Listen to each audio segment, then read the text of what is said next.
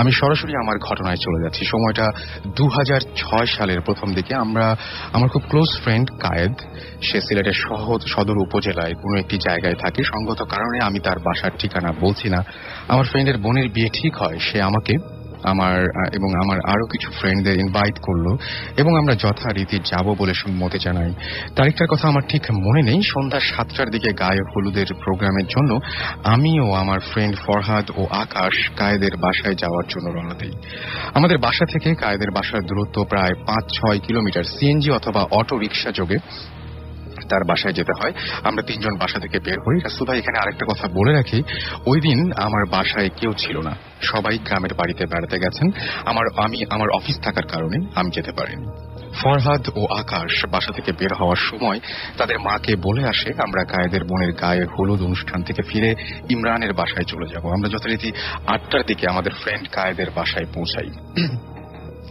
আপনারা নিশ্চয় জানেন যে গায়ে হলুদের অনুষ্ঠান স্বাভাবিকভাবে একটু রাত করেই হয়। ওই দিন অনুষ্ঠান শুরু হতে হতে রাত 10:30 বেজে যায়। এক পর্যায়ে রাত 1টার দিকে অনুষ্ঠান শেষ হয়। আমি আমার ফ্রেন্ড কায়েদকে বলি আমরা বাসায় ফিরে আসব। সে বলে এত রাতে তোমাদের যাওয়ার দরকার নেই, এখানে তোমরা থেকে যাও। আমি বললাম যে না কায়েদ, আমার সকালে অফিস আছে এবং আমার বাসায় কেউ নেই, আমাকে বাসায় গিয়ে থাকতে হবে। সবার কাছে বিদায় নিয়ে আমরা 3 জন রওনা দিলাম।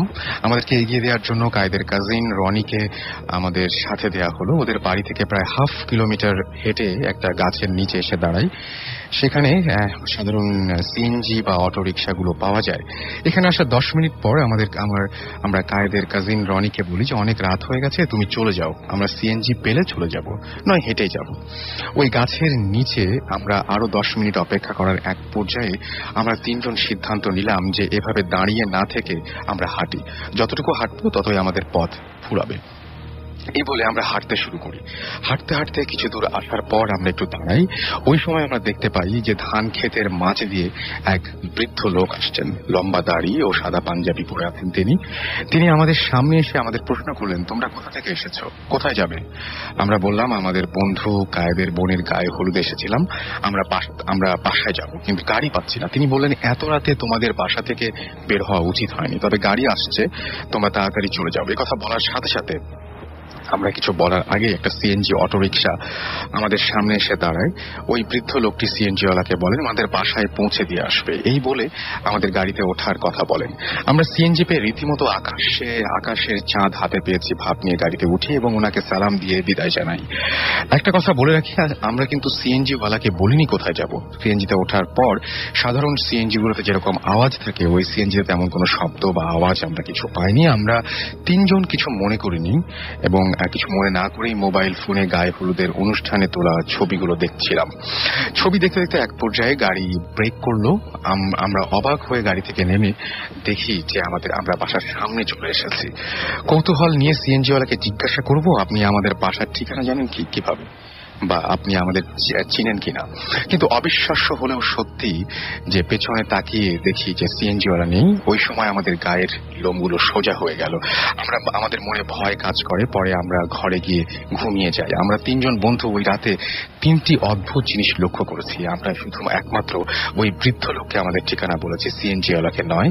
সে অর্থাৎ ইমরানের বাসায় আমাদেরকে পৌঁছে দেয় এবং গাড়ি চালানোর সময় সে আমাদের সাথে কোনো কথা বলেনি এবং আমরা তার চেহারাও দেখতে পাইনি। এছাড়া বৃদ্ধ লোক গাড়ি আসার কথা বলতেই গাড়ি চলে এলো। এই বিষয়গুলো আমাদের খুব অদ্ভুত লেগেছে। আরেকটি বিষয় হচ্ছে, সাধারণ সিএনজি গুলোতে যেরকম একটা শব্দ হয়, ওই সিএনজিতে ওইরকম ধরনের কোনো শব্দ ছিল না। পরবর্তীতে আমরা 3 জন এক হুজুরের কাছে গিয়ে বিষয়টি খুলে বলি। তিনি আমাদের জানান যে ভালো একজনের সাথে তোমাদের দেখা হয়েছে, যিনি তোমাদের বিপদে সাহায্য করেছেন। এই ছিল ঘটনা এবং এই ঘটনা আমার জীবনে ঘটে যাওয়া প্রথম।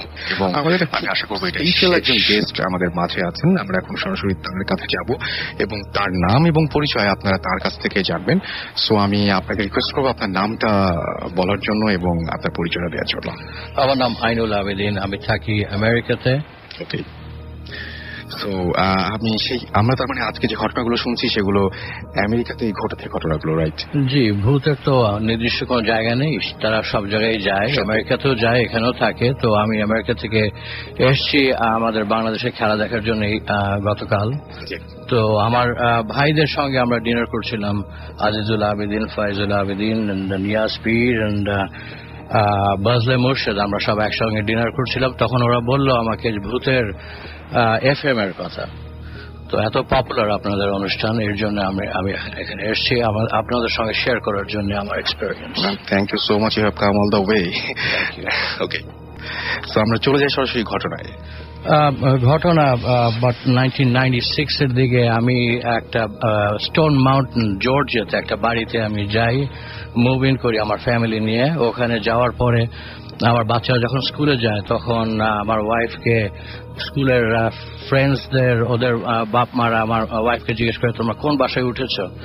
তখন আমার ওয়াইফ বলল যে ওই বাড়িতে আমরা, ওই সাদা বড় বাড়িতে আমরা উঠেছি। তখন ওরা বলল যে তোমরা কি ওই সেই ভূতের বাড়িতে, হন্টের বাড়িতে উঠেছো? তখন ওরা সবাই হাসলো, কিন্তু আমার ওয়াইফ আমাকে বাসায় এসে বলল যে ওরা সবাই কমেন্ট করেছে যে আমরা সেই ভূতের বাড়িতে উঠেছে নাকি, তো কি কারণে? তো জিজ্ঞাসাবাদ এদিক ওদিক করার পরে শুনলাম যে ওখানে কোনোদিন কেউ থাকেনি। আশেপাশে যত মানুষ 4-5 বছর ছিল ওখানে, তারা কখনো কোনো মানুষকে দেখেনি ওখানে, শুধু দেখেছে ইউ-হল, একটা ট্রাক মাঝে মাঝে আসে এবং একদিনের মতন থাকে এবং চলে যায়, কিন্তু কোনো মানুষই ওখানে থাকে না। যাই হোক, তো আমরা থাকলাম ওখানে। হঠাৎ রাত্রেবেলা ঘটনা এমন ঘটেছে যে আপনার সকালবেলা রাত্রেবেলা আপনার উপরতলা শাওয়ার অন হয়ে যায়, বাথরুমের লাইট অন হয়ে যায়, এরকম হয়। এবং আমি আমার ওয়াইফের সঙ্গে ডিসকাস করি এমন কেন হয়। আমার ওয়াইফ আমাকে সান্ত্বনা দেয় যে হয়তো কিছু একটা ইলেকট্রিক্যাল শর্ট সার্কিট আছে কিংবা কিছু। এমনও হয়েছে যে আমাদের ওটা সামনের দরজা খুলে যায় রাত্র 2টোর দিকে, হঠাৎ অন্ধকার রাত্র, হেভি দরজা, আপনার ডাবল ডোর, ওটা খুলে গেল, কিন্তু অ্যালার্ম বাজলো না, কিছুই হলো না। এমনও হয়েছে তখন আমার গা শিরশির করে ওঠে। আমার ওয়াইফকে জিজ্ঞেস করি কেন এমন হলো। তো এমন দিনের পর দিন এভাবে যায়। এমনও হয়েছে যে গ্যারাজের দরজা আপনার নিজে নিজেই খুলে যায়, কোনো করা হয় না, আপনার রিমোট কন্ট্রোল আমি করি না। রাত্রেবেলা হঠাৎ বাচ্চারা বাসায়, আমার ওয়াইফ বলে যে হয়তো বাচ্চারা করেছে, কিন্তু এমন হয় দিনের পর দিন এমন ঘটনা ঘটছে। আপনার 31st নাইটে আমরা যখন আমাদের মানে সাংঘাতিক ঘটনা, আমরা ভয় পেয়ে যাই যে আমরা সবাই বাইরে গেলাম, আমি আমার ওয়াইফ বাইরে, বাচ্চারা বাসায়, ওরা ঘুমাচ্ছিল। তো আমরা একটু বেশি রাতে হলে বাসায় ফিরেছি। তখন যখন আমরা বাসায় ফিরি তখন বাইরে স্নো হচ্ছিল। সেই স্নোর ভিতরে আমার ওয়াইফ ড্রাইভ করছিল, বাসার গেটের দিকে যখন সে ড্রাইভ করে আসছে তখন হঠাৎ দেখে যে, আমি দেখি যে একটা লোক খালি পায়ে স্নোয়ের উপর দিয়ে হেঁটে হেঁটে হেঁটে এক স্পিড, কোনো নেই যে স্নো পড়ছে কিংবা কিছু, কোনো তাড়াহুড়ো নেই, হেঁটে হেঁটে আমার গেটের উল্টো দিকে চলে যাচ্ছে। আমার মনে হলো যে আমার বাসার দিকে চলে যাচ্ছে। তখন আমার ওয়াইফ সাথে সাথে গাড়িটা টার্ন করে ওই লোকটাকে ফলো করার জন্য চেষ্টা করলো, কিন্তু আমি এর মুহূর্তে আমি আমার ওয়াইফকে জিজ্ঞেস করিনি সে কিছু দেখেছি কিনা। আমি এখন তাকে জিজ্ঞেস করলাম যে সে গাড়িটা টার্ন করার পরে যে তুমি কি, আমি যা দেখেছি তুমি কি তাই দেখেছো নাকি? সে আমাকে বললো যে তুমি কি দেখেছো একটা লোক 6 feet টল, চেক শার্ট পরা, খালি পায়ে, শর্টস পরে স্নোর উপর দিয়ে হেঁটে যাচ্ছিল আমার বাসার উল্টো দিক থেকে।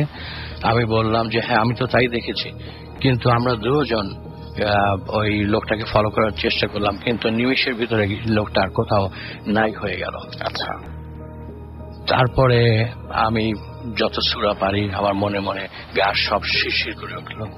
তখন আমরা আল্লাহর নাম নিয়ে বাসার ভিতরে আসলাম, বাচ্চারা সব সেফ। কিন্তু সেদিন থেকে আমার ভয় ঢুকে গেল। প্রত্যেকদিন বাসার থেকে যখন বের হই, দোয়া দরুদ পড়ে বের হই। এরপরে আপনার যখন ওয়েদার চেঞ্জ হলো, আমি এক রাত্রেবেলা আমি বাইরে, আপনার সন্ধ্যার সময় আমি আমার ওয়াইফ বাচ্চারা বাইরে সব ক্লিন করছি, স্নোর হয়ে গেছে, সব পাতা টাতা সব ক্লিন করছি। হঠাৎ দেখি যে ভিতর থেকে আগুন চলে যাচ্ছে, আগুন জ্বলছে কিচেন থেকে। ওটা দেখে আমি দৌড়ে বাসার ভিতরে আসলাম, আমার ওয়াইফ আসলো। তখন দেখলাম যে আমার স্টোভ অন ছিল। এখন আমি অন করে রেখেছি না এমনি অন হয়েছে, অথবা কেউ আমাকে বলিয়ে দিয়েছে, আমি তা জানি না। কিন্তু এমন হলো যে আপনার স্টোভের উপরে মাইক্রোওয়েভ ছিল, মাইক্রোওয়েভটা বার্স্ট হলো, মাইক্রোওয়েভের উপরে যে আপনার বোতল টোতল ছিল ওগুলো সব বার্স্ট হলো, তেলের বোতল। কিন্তু আগুন কোনোভাবেই কন্ট্রোলে আনতে পারলাম না। 911 এর ইতিমধ্যে ডাকা হলো, ওরা আসলো, বেশ কিছু ফায়ার ট্রাক আসলো 6-7টা, এসে সারা রাত ওরা করলো, নিভাতে চেষ্টা করলো, নিভালো, everything was under control. But আমাদের বাসা থেকে বের হয়ে যাওয়া লাগলো। তো এটা জানি না যে ওখানে অনেকেই বলে যে ওখানে কিছু একটা ছিল যারা আমাদের আর ওখানে ওয়েলকাম করছিল না। একটা ঘটনা শুনলাম আমাদের এতক্ষণ, এবং এরপরে আমরা আরো একটা ঘটনায় যাব, তারপরে আমরা আবারও ফিরে আসবো আমাদের প্রথম গেস্টের কাছে। সেই পর্যন্ত আপনারা আমাদের সঙ্গেই থাকবেন।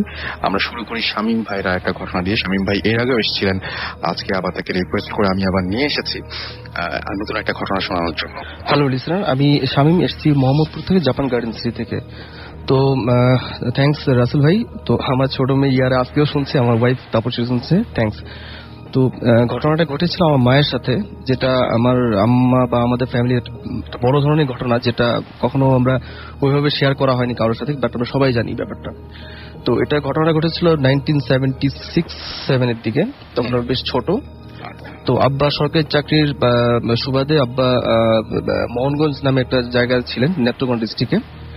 তো সেখানে উপজেলা কোয়ার্টারে স্পেস ছিল না বলে আমরা একটা ছোট অন্য একটা বাসায় আমরা ভাড়া থাকতে উঠতে হয়েছিল, যেহেতু বাসায় কোয়ার্টারের জায়গা ছিল না। তো আমি লিসেনারদেরকে বলবো কল্পনা করার জন্য যে আমার বাসার পরিবেশটা কেমন একটু বোঝানোর জন্য, সেটা হচ্ছে যে একটা ছোট্ট রাস্তা ছিল, ছোট একটা বাসাটা হচ্ছে টিন শেডের বাসা ছিল। তো বাসাটা 3টা রুম ছিল ভেতরে, আর পেছনে একটা ছোট্ট খাল আর একটা ছোট জঙ্গলের মতো। তো আশেপাশে কোনো ঘরবাড়ি ছিল না। তো আমার আব্বার একবার ট্রেনিং পারপাসে যেতে হয়েছিল চিটাগাংয়ে, 5-6 দিনের ট্রেনিং এ।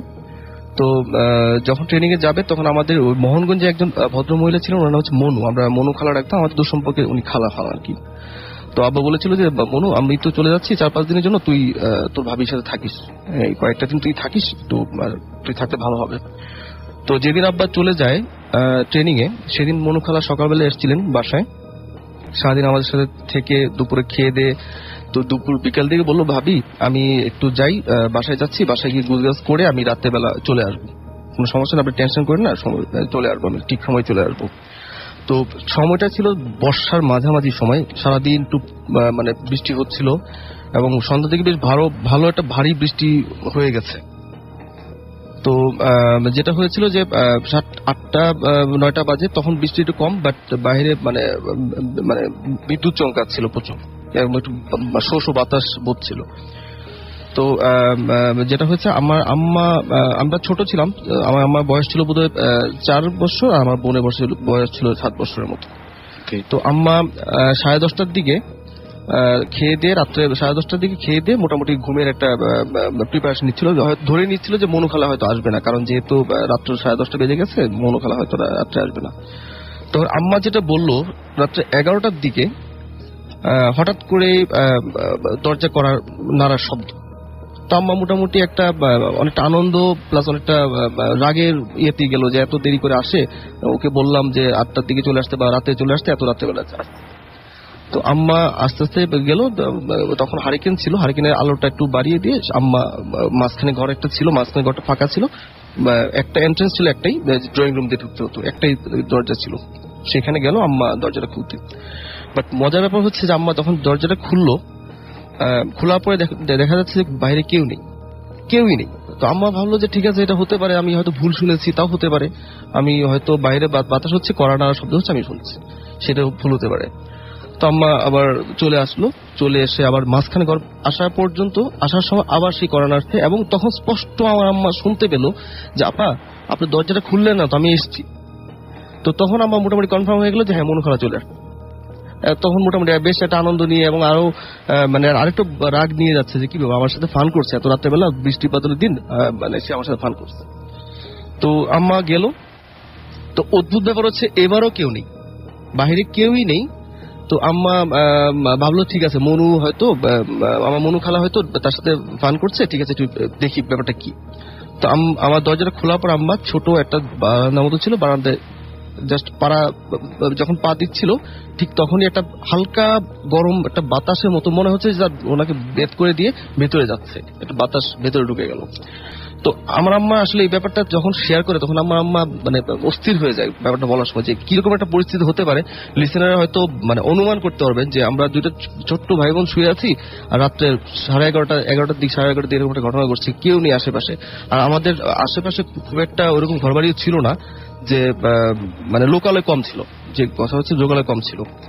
তো আম্মা মোটামুটি খুব মানে শক্ত হয়ে গেল যে কি ঘটনাটা কি, আমি কি দেখলাম। আমি ঠিক আছে করোনারা শুনলাম, সেটা হয়তো ভুল হতে পারে, বাট আমি যে স্পষ্ট শুনলাম, মনু বললো যে আপা দরজাটা খুলেন, আমি তো এসেছি। তো আম্মা খুব কষ্ট করে করা আবার দরজা লাগিয়ে দিয়ে খুব ভয় পেয়ে মাঝখান ঘর পর্যন্ত আসলো। মোটামুটি তখনও ভয় কাজ করি উনি ঘরের দিকে আসছে, যেহেতু উনি ভাবলো যে না উনি আর ডোর খুলবেন না। তো রাসেল ভাই ঘটনাটা এখানে শেষ হয়ে যেতে পারতো, কিন্তু এরপরে যে ঘটনাটা ঘটলো সেই ঘটনাটার জন্য আমার আম্মা খুব সাফার করেছে। ইভেন এটাই হচ্ছে সবচেয়ে মানে ভয়ঙ্কর ব্যাপার। আমার আম্মা যখন আমাদের বেডে গেল, আমরা যে বেডে শুয়েছিলাম, আমার আম্মা আমি আমার বড় বোন শুয়েছিলাম, ঠিক আম্মা গিয়ে দেখে আমরা আমার দুই ভাই বোন শুয়ে আছি, এবং একটা বুড়ো টাইপের মহিলা আমরা দুই ভাই বোনের দিকে তাকিয়ে আছে, ঠিক উবু হয়ে বসে আমার দুই ভাই বোনের দিকে তাকিয়ে আছে। আম্মা তার দিকে তাকাতে আমার আম্মার দিকে সে বড় বড় চোখ দিয়ে তাকালো। তো এরপরে আমার আম্মার সেন্স ছিল না, সাথে সাথে ইনস্ট্যান্ট সে পড়ে গেছে। পরের দিন 11:30 11টার দিকে যখন সেন্স এসছে, তখন মনু খালা ছিল, আশেপাশে দু একজন ভদ্র মহিলা ছিল, ওনারা এসছিলেন। তো ব্যাপারটা শেয়ার করলো তাদের সাথে, এরকম একটা ঘটনা ঘটেছিল। তো মনু খালা বললো যে আম্মা বললো যে আমি এই দৃশ্য দেখার পর আমি এখান থেকে পড়ে গেছি, এরপর আমি কিছু বলতে পারি না। বলবে যে ভাবি তোমাকে তো আমি এখানে পাইনি, তোমাকে পেয়েছিলাম আমি বিছানায়, তুমি তো এখানে ছিল। আমি এখানে ছিলাম না, আমি বিছানায় ছিলাম না, আমি এখানে পড়ে গেছি। এবং সবচেয়ে মজার ব্যাপার হচ্ছে যে আমরা পরে বাসাটা চেঞ্জ করতে বাধ্য হয়েছি, আমার আব্বা চেঞ্জ করে ফেলেছে, যেভাবে অন্য একটা বাসায় উঠেছিলাম। তো আব্বা ব্যাপারটা আসলে কারোর সাথে শেয়ার করেনি যে বাসাটা 100% হন্টেড, এই বাসায় কেউ থাকে না, নর্মালি কেউ থাকে না। ইভেন 7টা-8টার সময় যখনই কেউ এদিক দিয়ে যায়, হয়তো ভেতরে কান্নার আওয়াজ পায়, হয়তো আলোর ঝলকানি দেখে বা কিছু একটা দেখে, বাট এই বাসায় কেউ থাকে না। তো এরকম একটা সিচুয়েশন আমার আম্মা শেয়ার করতে যাচ্ছিল, বাট ওনার পক্ষে আসা সম্ভব হয়নি। বাট এই যে আমার আম্মা জীবনে মানে অনেক বড় একটা ঘটনা যেটা ছিল। Okay, thank you so much Shamim. আমরা আবারও আপনার কাছে আসবো চান্স দেওয়ার জন্য। আমার জীবনে অনেক ঘটনাই ঘটেছে। আমরা যখন ছোটবেলায় আমরা বেলি রোডে থাকতাম, তখনও এমন ঘটনা ঘটেছে যে আব্বা খুব রিলিজিয়াস সবসময়। আব্বা বাথরুম থেকে নামাজ পড়ার জন্য, তাহাজ্জুদের নামাজ পড়ার জন্য আব্বা বাথরুম থেকে এক সময় আসেন, বের হয়ে আসেন অনেক রাত্রে, ভোর রাত্রে, অবভিয়াসলি তাহাজ্জুদের নামাজ। তখন আম্মা আমাদের রুমে ছিলেন, আম্মা দেখে যে আব্বা আসছে বাথরুম থেকে নামাজের রুমের দিকে যাচ্ছেন। তখন আম্মা সোজা আমাদের বেডরুমে গেলেন, গিয়ে দেখেন যে আব্বা ওই বেডরুমে আব্বা শুয়ে আছেন। তখন আম্মার অত্যন্ত ভয় পেয়ে আম্মা ডেফিনেটলি যে নামাজ পড়ছেন তার ওখানে যাচ্ছেন। আম্মা দৌড়ে ওই নামাজের রুমে গিয়ে দেখে যে না, আব্বা ওখানে নেই। তখন আম্মা বুঝলেন যে না, যে বেডরুমে যে সেই আসল মানুষ। তখন আম্মা ওখানে চলে গেলেন। তো এরকম ঘটনা ঘটেছে। আমার যে স্টোন মাউন্টেনের যে ঘটনা আমি একটু আগে বললাম, সেখানে আমার এখনো যখন আমার মনে পড়ে আমার খুবই ভয় লাগে, এবং আমার শরীর শিহরিয়ে ওঠে যখন চিন্তা করি যে আমার বাচ্চাদের কিছুই হয়নি। এটা আমরা ভূত বিশ্বাস করি, এবং ভূতের যে কোনো লিমিট নেই সেটাও আমরা জানি, এবং ভালো ভূত, খারাপ ভূত, সব রকমের ভূত আছে। এবং ডেফিনেটলি ভূতের ওই জায়গাটা দরকার ছিল, এই কারণে আমাদের ভালোভাবেই ওখান থেকে বিদায় দিয়েছেন। এবং আমার ওই সম্বন্ধে আর কোনো রিগ্রেটস নেই। কিন্তু ওই বাড়িতে এমন কি ছিলেন যে একটা, আমি আগে বলতে ভুলে গেছি, আমাদের বাড়ির যে প্রান্তরে একটা ট্রেইলার ছিল, সেই ট্রেইলারে নাকি আগের আমলে অনেক আগে আপনার স্লেভ থাকতো এবং ওদের টর্চার করা হতো। এমন একটা কিছু হতে পারে, ওটার সাথে কানেকশন থাকতে পারে আমার আগের ঘটনাটা। ওকে, সো আরো কিছু ঘটনা নিশ্চয়ই আছে, সেই ঘটনাগুলো আমরা একে একে তাহলে শুনে যাই আপনার কাছ থেকে।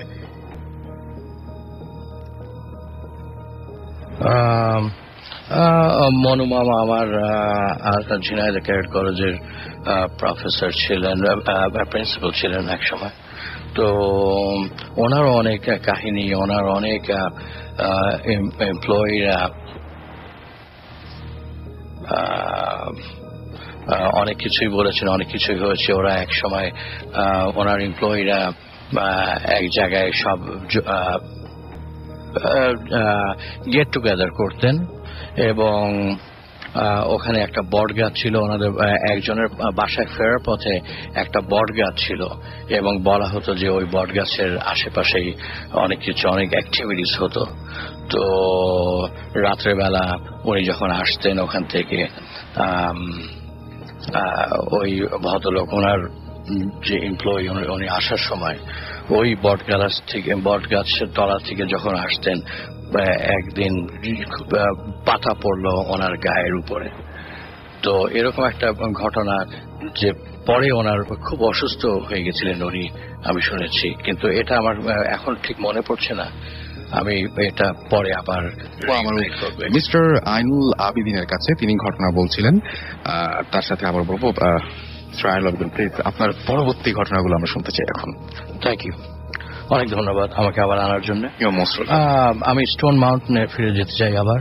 সেই স্টোন মাউন্টেনের কাহিনীগুলো একে একে মনে পড়ে। আমার এক আত্মীয় এসেছিল এক সময় বাংলাদেশ থেকে। সে তার ছোট্ট বাচ্চা বয়স ছিল 3-4 মাস। তখন সে বিছানায় শুয়েছিল, আর বাচ্চার বাবা আর মা, আমার কাজিন, এরা অন্য কিছু করছিল। হঠাৎ বাচ্চা কান্নার শব্দ শুনে তারা যখন টার্ন অ্যারাউন্ড, যখন দেখলো যে বাচ্চার বিছানায় নেই, বাচ্চাটা ফ্লোরের উপরে পড়ে আছে। তো সেটাও খুব আতঙ্কিত ব্যাপার, কিন্তু সেই কাজিন আমাকে কোনোদিন ওই কথাটা বলেনি। ওই সময় যখন আমার বাড়িটা পুড়ে গেল, আগুন ধরলো, তারপরে অনেক পরে আমার সঙ্গে একবার কথা হলো। তখন সে বলল যে জানো, আমি ওর বাসা থেকে চলে গেছিলাম, তোমাদের বাসায় আমি বেশি দিন থাকিনি, এক কারণে যে আমার ওই বাসা সম্বন্ধে আমার সবসময় একটা সন্দেহ ছিল, এবং তোমার বাসায় যখন আগুন ধরলো তারপরে আমরা 2-4 আমরা মিলালাম যে এটা কিছু একটা দুর্ঘটনা বাড়ি ছিলই। তো তাদের কাছ থেকে অনেক পরে শুনলাম যে তাদেরও একটা ঘটনা ঘটেছিল সেই স্টোন মাউন্টেনের বাড়িতে। তো এরপরে আমরা আরো কিছু কি শুনবো? সেখানকার ঘটনা মনে পড়ছে কি? আরো মনে পড়ছে আমার কিছু কিছু, হয়তো আমি থাকবো। ওকে, তাহলে আমরা মাঝখানে আবারও শুনে আসি। শামীম ভাই আছেন আমাদের কাছে এবং তার কাছ থেকে নেক্সট কিছু ঘটনায় আমরা চলে যাই। Hello sir, Shamim, Mohammadpur Japan gardens থেকে। আমি এখন যে ঘটনাটা শেয়ার করতে যাচ্ছি সেটা আমি আসলে শুনেছি একটা সিকিউরিটি গার্ডের কাছ থেকে। তো আমি আগে যখন এপিসোডে এসেছিলাম, তো সে স্টোরিগুলো শুনেছিল, তো সেই আমাকে বললো যে স্যার এটা ভালো, আমার জানা মতো ঘটনা আছে, আপনি যদি পারেন হয়তো শেয়ার করতে পারেন। তো এটা অফিসেরই ঘটনা। আমি অফিসের নামও বলতে যাচ্ছি না, সিকিউরিটি কোম্পানির নামও বলতে যাচ্ছি না। একটা সুনামধন্য সিকিউরিটি কোম্পানির কর্মীরা আমাদের 24 আওয়ার্স এর ডিউটি করেন। তো এখানে আমি আসলে জিনিসটা আগে খেয়াল করিনি, আমাদের এখানে সিকিউরিটি গার্ড প্রায় 7 থেকে 8 জন চেঞ্জ হয়েছে। তো চেঞ্জ হয়েছে, হ্যাঁ, রোস্টার ডিউটি তাদের চেঞ্জ হতে পারে, এটা আমরা ধরে নিয়েছি যে হতে পারে এরকম হয়েছে। বাট যে ছেলেটা আমাকে বলেছে ওর নাম হচ্ছে জীবন সাংমা, ওর খ্রিস্টান ছেলে, সে বলল স্যার এখানে তো চেঞ্জ হচ্ছে, একটা কারণ আছে, আপনি কি জানেন না? না, আমি তো কিছু জানি না। স্যার এই বাড়িতে প্রবলেম আছে। কিছু কি প্রবলেম আছে? সে বললো যে স্যার এই বাড়িতে, আমি লিসনারকে বলে যাচ্ছি, আমাদের যে অফিসের যে বিল্ডিংটা সেটা 3 তলার একটা বিল্ডিং। তো এটা বেশ পুরনো, উত্তরার দিকে, ফার্স্টের দিকে, উত্তর আমি সেক্টরও বলবো না, ইভেন আমি জাম বলতে যাচ্ছি না, এটা অনেক পুরনো একটা বাড়ি।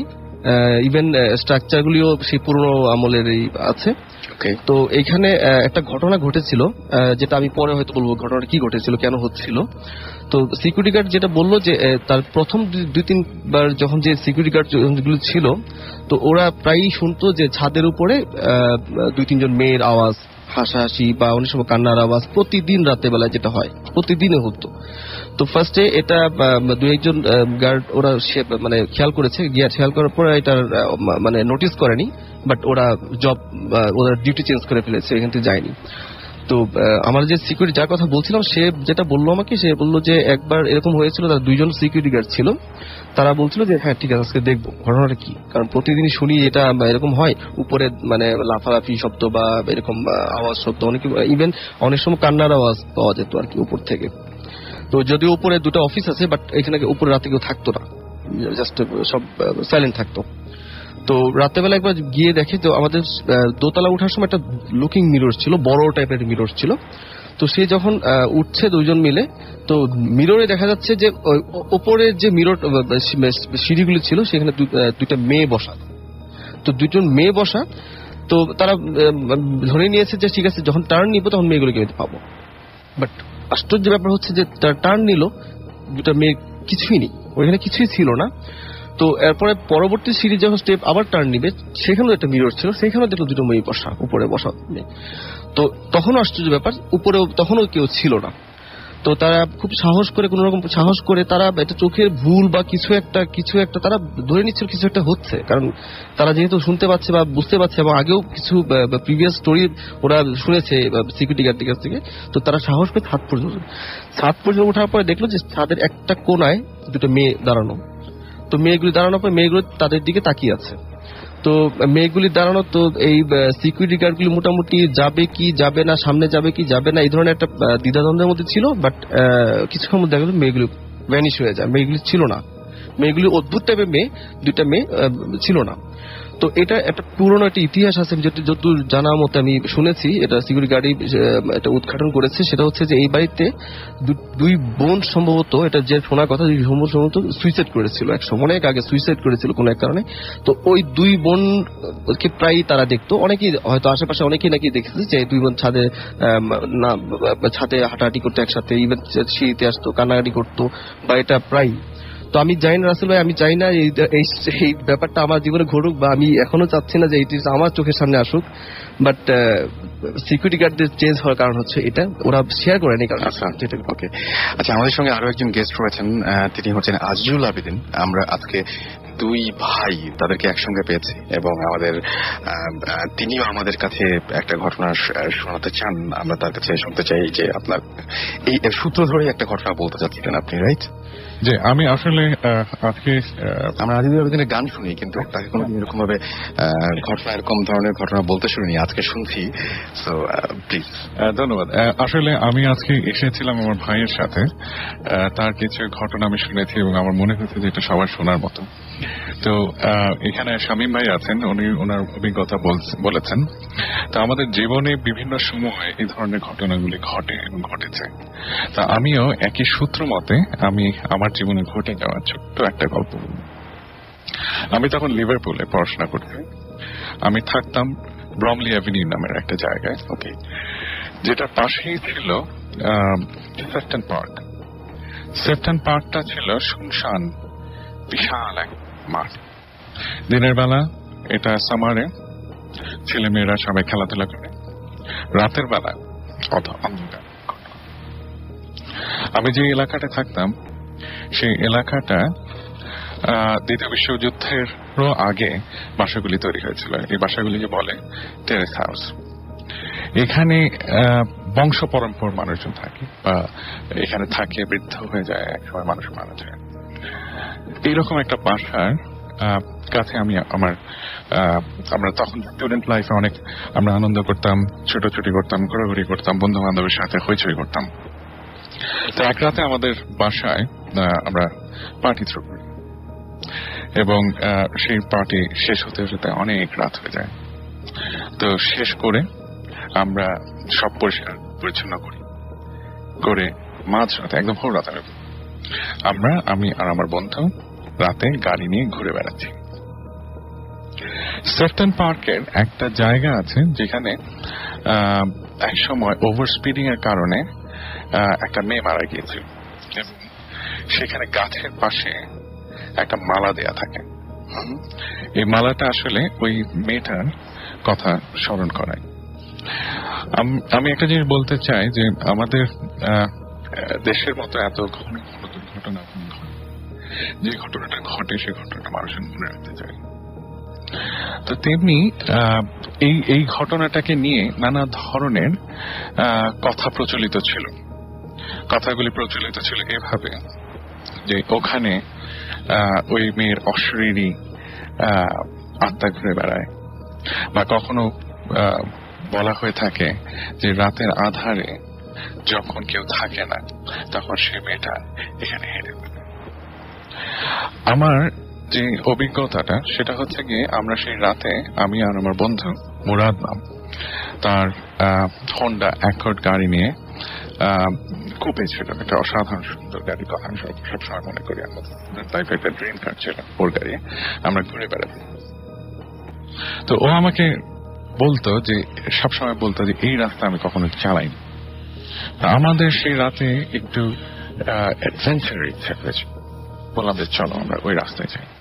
সেক্টর পার্ক আমি আগে বলেছিলাম একটা দীর্ঘ মাঠ এবং একদিকে হচ্ছে গিয়ে সেই 1800 শতাব্দীর সেই লালচে বাসার টেরেস হাউস যেখানে বংশ পরম্পরা ধরে বিভিন্ন মানুষ থেকে এসছে, বৃদ্ধ লোকরা থাকে, আর অন্য পাশে গাছ, মাঠ, ঘাস। আমরা যাচ্ছি, বলছি যে এখানে অনেক কিছু হয়েছে, আমরা হেসে উড়িয়ে দিচ্ছি। এমন সময় মুরাদ সে বলছে যে আমি কিছু একটা দেখেছি। আমি বললাম যে অসম্ভব, এ শুধুমাত্র মনের ভাবনা। তা আমিও পিছনে আমার লুকিং গ্লাস, আমি পাশে বসা ছিলাম, তো পাশের যে গ্লাসটা আছে সেখানে আমিও দেখেছি যে একটা জিনিস বলতে ভুলে গিয়েছিলাম যে পাশে যে টেরেস বাসাগুলি ছিল সেগুলি একটু উঁচু, ঘাস দিয়ে একটু বাঁধানো উঁচু জায়গার উপর দিয়ে, তারপরে হচ্ছে বাসাগুলি শুরু, মানে একটু ঢালের মতো থাকে। এই ঢাল বেয়ে আসলে আমি কাউকে উঠতে দেখেছি, আমি অস্বীকার করতে পারবো না, কিন্তু সেটা আমি লুকিং গ্লাসে দেখেছি। এখন কথা হচ্ছে এত রাতে কোনো বাড়ির দরজা খোলার কথা না, কারণ এটা রাত 2টা 3টা, কখনো হয়তো 4টা বাজে। আমি আর মুরাদ বললাম যে না, এটা কি অবস্থা দেখতে হবে। আমরা গাড়ি থামালাম, ঘোরালাম, ঘুরিয়ে ওই অন্ধকার জায়গায় গেলাম, গিয়ে ডান দিক, বা দিক, সামনে, পেছনে সব জায়গায় খোঁজার চেষ্টা করি কে হতে পারে কি। আমি কিছুই দেখিনি, আমি শুধু দেখেছি যেটা আমার মনে এখনো স্পষ্ট হয়ে আছে, লুকিং গ্লাসে দেখা, হেঁটে হেঁটে যাওয়া একটা ছায়া। ওকে, থ্যাংক ইউ পপি। প্লিজ, মানে সরাসরি ঘটনাতে চলে যাচ্ছি। ঘটনা হচ্ছে লাস্ট ইয়ারের, তখন কোনো এক কারণে আমাদের বাসাটা চেঞ্জ করা হয়। তো নতুন বাসা ওঠার পর ফার্স্ট উইকের পর আমার ফ্যামিলি সবাই ডিসিশন নেয় যে তারা দেশের বাড়িতে বেড়াতে যাবে। তো বেড়াতে যাওয়া, আমার তখন বাড়িতে ক্লাস টেস্ট ছিল, এজন্য আমার আর যাওয়া হয় না। তো না যাওয়ার ফলে যেটা হয় যে আমি বাসায় একা থাকি, এবং বাসাতে সবাই দেশে যাওয়ার নেক্সট দিন যেটা হয় যে আমি বাসা থেকে বের হলে নর্মালি সবকিছু আর কি ডোর অ্যান্ড উইন্ডোগুলো ক্লোজ করে দিই। তো ওদিন আমি বাসা থেকে ফিরে দেখি আমার বেডরুমে একটা উইন্ডো ওপেন। তো এটা দেখে আমি উইন্ডোটা ক্লোজ করে দিই। তো ক্লোজ করে যাওয়ার পর স্বাভাবিকভাবে আমি পড়ে টোরে ঘুমাতে চলে যাই। ঘুমাতে যাওয়ার পরে যা হয়, কোনো এক কারণে মাঝরাতে আমার ঘুমটা ভেঙে যায়, এবং আমি দেখি যে ওই জানালার দিকে আমার চোখ পড়লে আমি দেখি যে ওই জানালাটা খোলা। তো এটা দেখে আমি রাসেল ভাই, আমি ক্লিয়ারলি বলি যে আমার এটা পুরো মনে আছে যে আমি ওই জানালাটা ক্লোজ করছি। তো এরপর যখন আমি জানালাটা খোলা দেখলাম তখন আমি জানালাটা বন্ধ করে দিলাম, তবু আমি প্যারানর্মাল টাইপের কোনো কিছু মনে করিনি। তো এরপর ওদিন চলে যায়, ওদিন ঘুমিয়ে টুমে চলে যায়। এরপরে নেক্সট দিন যেটা হয়, নেক্সট দিন আমি আস্তে আস্তে সন্ধ্যা হয়ে যায় বাসায়। তো সন্ধ্যা হয়ে গেলে আমি ওই দিন একটু তাড়াতাড়ি ঘুমাতে চলে যাই। তো তাড়াতাড়ি ঘুমাতে যাওয়ার ফলে আমার দেখা যায় আমি তাড়াতাড়ি ওই দিন একই টাইমে মাঝরাতে আমার ঘুমটা ভেঙে যায়। তো মাঝরাতে ঘুমটা ভেঙে যাওয়ার ফলে আমি যখন আমার টেবিলের দিকে চোখ পড়ে তখন দেখি একটা বাচ্চা টেবিলের সামনে দাঁড়িয়ে আছে। বাচ্চাটার চেহারা ফর্সা আর চোখগুলি লাল, আমার দিকে তাকিয়ে হাসতেছে। তো এটা দেখে আমি খুবই ভয় পাই এবং চোখ বন্ধ করে দৌড়ে গিয়ে লাইটটা অন করি। তো লাইটটা অন করার পর পিছু তাকিয়ে দেখি যে বাচ্চাটা নাই। তো এটা দেখে আমি খুবই ভয় পাই এবং ওই জানলাটা খোলা। রাসেল ভাই বলি আমি জানলাটা ওই দিনও বন্ধ করে রেখেছিলাম। তো এটা দেখে আমি খুবই ভয় পাই এবং ওই রাত সারা রাত আমি পিসির সামনে বসেছিলাম লাইট অন করে। এর নেক্সট ডে আমি এটা ফ্রেন্ডদের সাথে শেয়ার করি। ফ্রেন্ডদের সাথে শেয়ার করার পর সবাই এটা নিয়ে উড়িয়ে দেয়, যে সবাই হাসি টাসি মজা করে ফান করে। তো আমার একটা ফ্রেন্ড আর কি প্রীতম ওই জায়গায় আসছে, ও বললো যে আচ্ছা আমি তোর সাথে আজকে থাকবো। কোনো কারণে আজকে প্রীতম আসতে পারিনি, প্রীতম আজকে আসার এখানে কথা ছিল। তো আমরা দুজন একসাথে থাকি। থাকার পর দেখা যায় যে আমরা ড্রয়িং রুমে দুজন বসে খাচ্ছিলাম আর টিভি দেখছিলাম। তো ওই সময় রাত 11টা কি 12টা ওই টাইমে আমাদের দরজা নক করে। আমি একটু অবাকই হয়ে দিই যে এত রাতে দরজা নক করবে কি, আমাদের বাসায় তো কেউ আসার কথা না। তবুও আমি দরজাটা খুলতে যাই, খুলে যা দেখি যে কেউই নেই। একটা মজার ঘটনা যে দরজা নক করলো, দরজাতে কেউই নেই। আমি আরেকটু অবাক হই। তারপরও আমি নর্মালি ভাবে দরজাটা বন্ধ করে দিই। তো দরজাটা বন্ধ করার পর যা হয়, দরজাটা বন্ধ করে যখন আমি মুভ করি তখন দেখি যে একটা বাচ্চার পায়ের ছাপ আমার বেডরুমের দিকে যাচ্ছে। তো এটা দেখে আমি অনেক ভয় পেয়ে যাই এবং আমার ফ্রেন্ডকে ডাক দিই। ফ্রেন্ড ডাক দিলে ও এই জিনিসটা ফেস করে এবং আমরা দুজন কিছু বলতে পারি না, দুজন অনেকক্ষণ আর কি চুপ করে থাকি। এরপর আমরা বেডের দিকে যাই, বেডের দিকে গিয়ে দেখি যে সেম টু সেম ওই জানলাটা খোলা। এটা দেখার পর আমরা দুজনই ভয় পাই এবং নিচের আঙ্কেলকে ডাক দিই। তা আমি বলে রাখি আমাদের বাসাটা ছিল 4 তলা, শুধু একটা সাইড কমপ্লিট হয়েছে, আরেকটা সাইড কমপ্লিট হয়নি। তো আমার ফ্রেন্ডকে আঙ্কেলকে ডাক দিয়ে আঙ্কেল বলে যে তোমার এই বাসায় থাকার আজকে দরকার নেই, তুমি তোমার ফ্রেন্ডের বাসায় চলে যাও বা আমার বাসায় থাকো। আমি আমার ফ্রেন্ডের বাসায় চলে যাই। যাওয়ার আগে আঙ্কেল আরেকটা কথা বলে যে আমি তো তোমাদের রুম থেকে অনেক শব্দ শুনি আর এই রুমটা কিন্তু একটু হন্টেড, তুমি এটা আগে জানতা না, তুমি এখন চলে যাও। তো আমি যাওয়ার পর কয়েকদিন পর আম্মুরা আসে, আসার পর যেই ঘটনাগুলো আমি জানতে পারি সেগুলো শুনে আমি আসলে অবাক হয়ে যাই। কারণ ওই জায়গায় যখন 3 তলার বিল্ডিংটা আগে কমপ্লিট ছিল, যখন 4 তলা হয় কনস্ট্রাকশন কাজ চলে, তখন ওখানে এক থেকে একটা বাচ্চা পড়ে মারা যায়। আরেকটা কথা বলি রাসেল ভাই, বাচ্চাটা ছিল একটু অ্যাবনর্মাল টাইপের। দেখা যেত অনেকে আর কি সন্ধ্যাবেলা হলে অটোমেটিক ও ছাদে উঠে যেত, ছাদে তখন কোনো গেট টেট ছিল না, তারপর অটোমেটিক কাঁদতো হাসতো এরকম টাইপের ছিল। তো এরপর কয়েকদিন মারা যাওয়ার পর 4 তলা যখন কমপ্লিট হয় তখন ওই বাড়িওয়ালা কোনো এক কারণে 4 তলায় থাকতে আসে এবং থাকতে আসার 2 মাস পর ওই বাচ্চাটার মাও মারা যায়। তো এটা খুবই অ্যাবনর্মাল টাইপের ছিল যে বাচ্চা স্বাভাবিকভাবে মারা যায় না, একটু অস্বাভাবিকভাবে বাচ্চার মা মারা যায়। এরপর বাড়িওয়ালা ওখান থেকে চলে যায় ভাড়া দিয়ে। তো এটা জানার পর কি সবাই একটু আমরা ভয় পেয়ে যাই এবং আম্মুকে বলার পর, আম্মু এটা শোনার পর আম্মু বলে এখন তো বাসা ছেড়ে যাওয়া যাবে না, তুমি এক কাজ করো, কয়েকদিন পরে তো যেতে হবে। তো এটার জন্য আমরা হুজুর টুজুর ডাকি। হুজুরে বলে যে এখানে অনেক খারাপ কিছু আছে, আপনাদের তাড়াতাড়ি যাওয়ার জন্য এটা কিছু ইঙ্গিত দিতেছে। তো এটা শোনার পর আম্মু বলে আচ্ছা ঠিক আছে, আমরা বেশি দিন আর থাকি না বাসা থেকে, আমরা 7 দিন বা 8 দিন পরে ওই বাসাটা ছেড়ে অন্য জায়গায় চলে যাই। এটা ছিল Sakib. Okay, thank you so much. Hello listeners, আমি তাসমিয়া। আমি গত উইকে এসেছিলাম আমার আর আমার হাজবেন্ডের একসাথে এক্সপিরিয়েন্স করা কিছু ঘটনা বলার জন্য। আর এই উইকে রাসেল ভাই আমাকে আবার আসতে বলেছে, কাজ আমার নানা ভাইয়ের বাসা নিয়ে আমার কিছু স্টোরিজ আছে, রিয়েল স্টোরিজ আছে, ওইগুলা বলতে এসেছি এই উইকে। সো রাসেল ভাই যেহেতু বলছে ছোট ঘটনা দিয়ে স্টার্ট করতে, আমি জাস্ট মানে কিছু ডিসক্রিপটিভ টাইপ একটা ঘটনা বলি। সেটা হলো গিয়ে যে আমার নানার বাসাটা হচ্ছে পুরান ঢাকা সিদ্দিক বাজারে। তো বাসাটা এখনো আছে। তো একদম আর্লি টাইমসের একটা ঘটনা দিয়ে আমি স্টার্ট করি। সেটা হলো যে আমার নানা যখন ইয়াং ছিল, আমার আম্মুরা তখন ছোট ছোট, আমার আম্মু এবং আমার মামা তখন ছোট। তো আমার নানা ভাই গরমকালে বেশিরভাগ সময় বারান্দায় গিয়ে ঘুমাতো। তো আমার নানা ভাই মানে আড্ডা মারতো, খুব আড্ডা পছন্দ করতো। তো একটা ফ্রেন্ডকে ডেকে নিয়ে আসতো। নানা ভাই একটা বেস্ট ফ্রেন্ড ছিল, মানে উনি আর আমার নানা ভাই মিলে সবসময় বারান্দায় গিয়ে ঘুমাতো। রাত জাগতো, রাত জেগে সিগারেট টিগারেট খেয়ে বারান্দায় রাতের বেলায় ঘুমিয়ে যেত।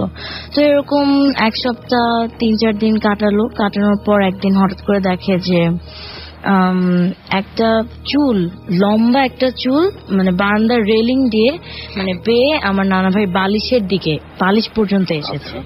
তো নানা ভাই একটা জিনিস মিস করে গেছে রাসেল ভাই। নানা ভাই এটা খেয়াল করেছে এভাবে যে নানা ভাই সিগারেট ধরানোর জন্য লাইটারটা খোঁজার জন্য বালিশের নিচে হাত দিয়েছে। হাত দেওয়ার পর দেখেছে চুল, একদম প্লেন লম্বা চুল। তো নানা ভাই বলে যে এত প্লেন লম্বা একটা চুল কোথা থেকে আসলো। তো নানা ভাই যখন চুলটাকে ফলো করে দেখে যে চুলটা বেয়ে বেয়ে বেয়ে রেলিং ক্রস করে নারিকেল গাছ থেকে এসেছে। অনেক লম্বা। আর আমার নানা ভাই বাসার সামনে 7টা নারকেল গাছ ছিল সিরিয়ালি একটু আগে পিছে করে। সেই চুলটা নারকেল গাছ থেকে এভাবে করে এসেছে। তো নানা ভাই যখন একটু খেয়াল করার চেষ্টা করলো, ওই দিন যেটা হয়েছে, ওই দিন নানা ভাই লাইটারটা পেয়ে গেছে, পেয়ে যাওয়ার পর লাইটারটা জ্বালিয়ে দেওয়ার পর দেখে চুলটা আর নেই, চুলটা আর নেই। তো এরপর একদিন পর আবার নানা ভাই এরকম বারান্দায় ঘুমাতে গেল। আর আমি রাসেল ভাই একটা কথা বলি, সেটা হলো যে আমরা শুনেছি যে সুন্দর ছেলে হলে পরীরা ধরে, পরী দেখা দেয়, সুন্দর মেয়ে হলে জিন ধরে। তো নানা ভাই অনেক সুন্দর ছিল, তো মাশাআল্লাহ। তো সেটা হলো যে আমার নানা ভাই এরকম বারান্দায় গেল, এটা আরেক দিনের ঘটনা। দেখে যে এরকম রাতের 2টা বাজে, দেখে যে হঠাৎ এরকম নারকেল গাছের মধ্যে একটা একটা পা আমার নানা ভাই বাসার বিল্ডিং এ, 4তলা বিল্ডিং, আর পাশাপাশি আমার নানা ভাইয়ের বিল্ডিং ছিল, আর একটা পা ওই বিল্ডিং এর ছাদে। তো একটা পা এই বিল্ডিং এর রেলিং এ, আর একটা পা ওই বিল্ডিং এর ছাদে। একটা মহিলা, মানে মেয়ে আর কি, সুন্দর একটা মেয়ে, এত লম্বা একটা চুলটা আবার এরকম করে হাতাচ্ছে, বসে বসে আমার নানা ভাইয়ের দিকে হালকা করে হাসছে। এটাই কি সেই চুলের? হ্যাঁ, সেই চুলটা। এটা পরের দিন দেখলো এরকম করে হাত, মানে আঁচড়াচ্ছে, যেমন নখগুলা দিয়ে, আঙ্গুলগুলা দিয়ে চুলটা আস্তে আস্তে করে আঁচড়াচ্ছে, আর নানা ভাইয়ের দিকে হালকা করে হাসছে, নানা ভাইয়ের দিকে তাকিয়ে। ওই দিন আবার আমার নানা ভাইয়ের ফ্রেন্ডটা ছিল না। যেটা হয়েছে কি, মানে প্রথম দিন দেখা দেয়নি ফ্রেন্ডটা ছিল বলে, আর ফ্রেন্ডটা দেখতে খারাপ ছিল বলে দেখা যায়নি কি, এটা বলতে চাই। এখানে কিছু ঘটনা শুনতে চাই। আপনার নানা ভাইকে নিশ্চয়ই মানে আপনি বলেছেন যে দেখতে কিরকম বা কেমন দেখতে পেয়েছিলেন, মানে সেই অভিজ্ঞতা হয়েছে। যিনি চুল আছড়া ছিলেন তিনি দেখতে কেমন ছিলেন, বা তার চেহারার কোনো বর্ণনা দিয়েছেন কিনা? হ্যাঁ, আমি সেটাই বলছি যে সুন্দর একটা মেয়ে, সাদা রঙের, মানে জামা কাপড় কিছু বোঝা যাচ্ছিল না, জিনিসটা জ্বলছিল। মানে মেয়েটা, মানে যে জিনিসটা দেখতে পাচ্ছিল, মেয়ে মানুষটা বা যে শেপটা দেখতে পাচ্ছিল, চেহারাটা বোঝা যাচ্ছিল, বাকিটা বোঝা যাচ্ছিল না। সাদা একটা জিনিস, লাইটিং হচ্ছিল, সাদা ড্রেসের মতো বা সাদা একটা রেডিয়ামের মতো, জাস্ট ফেসটা আরো বেশি বোঝা যাচ্ছিল যে নানা ভাইয়ের দিকে তাকিয়ে হাসছে। কোনো ভয়ঙ্কর ফেস না, একটা সুন্দর মেয়ে, লম্বা চুলটাও কিন্তু একদম নিচ পর্যন্ত গেছে। নানা ভাই যে দেখেছে মেয়েটাকে পুরোপুরি, নানা ভাই দেখেছে। আমার নানা ভাই অনেক সাহসী ছিল, বারান্দায় ঘুমাতো, রাত্রেবেলায় বারান্দায় জেগে থাকতো। তো ওই দিন চুলটাকে ফলো করে আবার দেখে যে পা দুই বিল্ডিং এ, মানে আমরা রিল্যাক্স করার সময় যেভাবে পা দুটা সামনে দিয়ে বসি, ওইভাবে মেয়েটা এরকম 2টা বিল্ডিং এ 2টা পা দিয়ে এভাবে বসে আছে। পাটাও দেখতে পেয়েছে, নর্মাল মানুষের পায়ের মতোই দেখতে পেয়েছে। তো এরকম চুলটা হাতাচ্ছে, নানা দিকে তাকিয়ে হাসছে। তো এটা হলো গিয়ে, এই জন্য বললাম আসলে ভাই, যেটা হলো যে আমার নানা ভাই বাসাটা, যেটা এখন বাসার সামনে, এই ঘটনাটা যেগুলো হতো, পরে একটা ঘটনা বলবো, সব নারকেল গাছ নিয়ে, সব ঘটনাগুলো নারকেল গাছ। খুব অদ্ভুত ব্যাপার। আমরা শুনেছি পুরান ঢাকা নিয়ে এমনিতে অনেক বিয়ের কথা শুনে থেকে এখানে অনেক ঝামেলা আছে, ঝামেলা হয়। আর আরেকটা সেটা হলো গিয়ে আমার নানা ভাই বাসার বিল্ডিংটাও হন্টেড। আচ্ছা, বিল্ডিংটাও হন্টেড। তো ওইখানে এরকম, মানে সেটা হলো গিয়ে যে হন্টেডটা যেভাবে হলো গিয়ে, আমার মামার ঘটনাটা বলবো। আচ্ছা, এটা হলো গিয়ে একদম রিসেন্টলি ঘটেছে, এই উইন্টারে। তো উইন্টারে এরকম আমার মামা যেটা আমাকে বললো, আর আজকেও আমি আমার নানা ভাইয়ের বাসায় গিয়েছিলাম। সো আজকে আবার গিয়ে বললাম যে আমার মামা আবার বলো ঘটনাটা, আমি আজকে ভূতে প্রেমে যাবো, একটু শুনি ঠিক করে। তো এরকম আমরা সবাই যখন সিঁড়ি দিয়ে উঠছি, ও ওইভাবে একদম ডিসক্রাইব করে আমাকে বললো যে এইভাবে হয়েছে। তো সেটা হলো গিয়ে এই শীতকালে 2 মাস আগে হয়েছে ঘটনাটা। আমার মামা রেগুলার নামাজ পড়ে, 5 ওয়াক্ত নামাজ পড়ে। তো এরকম মাঝরাতে সে উঠেছে, ঘুম থেকে উঠে এরকম নামাজ পড়তে যাবে, অজু করে বাসা থেকে বের হলো। আমরা রাসেল ভাই ফজরের নামাজ শেষ হলে কিন্তু সাথে সাথে ফর্সা হয়ে যায় না, আধা ঘন্টা 40 মিনিট পর হ্যাঁ ফর্সা হয়। তো নামাজ পড়ে নর্মালি যখন অজু করে বাসা থেকে বের হবে, ও না ওই দিন এরকম গেটটা খোলার সাথে সাথে ওর কেমন একটা গা ছমছম একটা ফিলিংস হলো, যে কি যেন একটা শীতকাল, তার মধ্যে গেটটা খোলার সাথে সাথে ওর কাছে ভালো লাগলো না, ও কিছু একটা উপস্থিতি ফিল করতেছে ও। তো ও কিছু মনে না করে অজু করছে, আল্লাহর নাম নিয়ে কি করলো, ও বাসার গেটটা লক করে প্রত্যেকটা সিঁড়ি ক্রস করে মোবাইলের লাইট দিয়ে, সিঁড়ির লাইট গুলো কিন্তু অফ করা ছিল, তো মোবাইলের লাইট দিয়ে আস্তে আস্তে করে বের হয়ে গেল চলে নামাজ পড়তে চলে গেছে। যেটা হলো এখন নামাজ পড়তে আসার সময়, নামাজ পড়তে আসলো যখন, সে আমাদের কেচি গেটটা খুলে, আমি একটু বাসার ডিসক্রিপশনটা দেই, যেটা আমাদের বাসাটা 4 তলা, অনেক পুরানো বাসা। তো বাসাটার প্রথম 2 তলা অনেক পুরানো বাসা হওয়ার কারণে প্রথম 2 তলার ওই লাইটের প্লাগ পয়েন্ট গুলো ওগুলো নষ্ট হয়ে গিয়েছে। তো ওই প্রথম 2 তলায় কোনো লাইট লাগাতে পারছে না, নষ্ট হয়ে যাওয়ার কারণে। তো এরকম ও কেচি গেটটা খুলে ঢুকলো, ঢোকার পর প্রথম ফ্লোরটা ক্রস করেছে।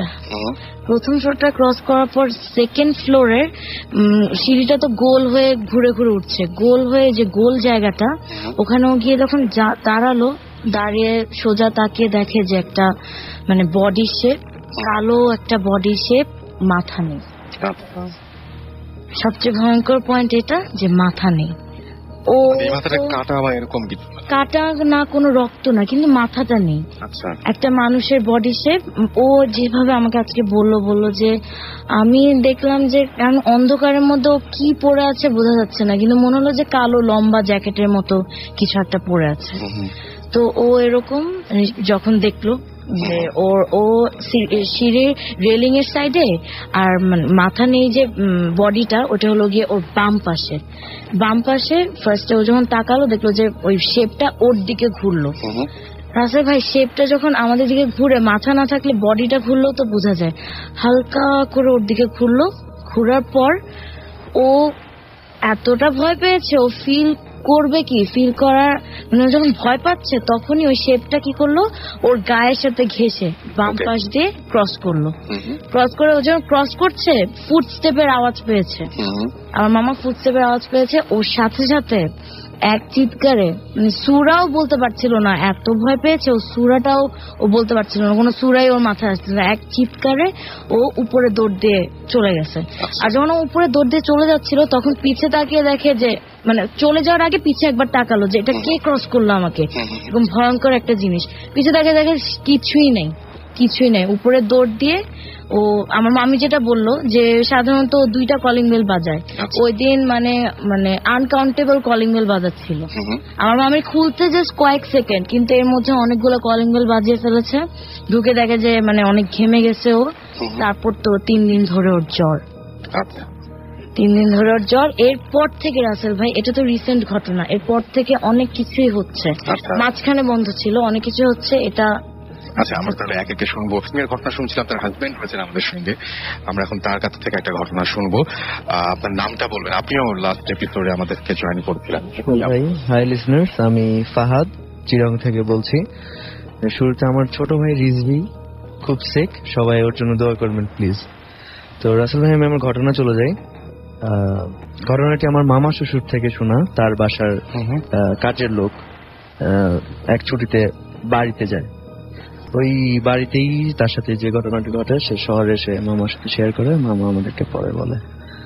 তো ঘটনাটি হলো, ওই ছেলেটি তার গ্রামের বাড়ি নোয়াখালী, ওখানে একটি গ্রামে এসে যায়।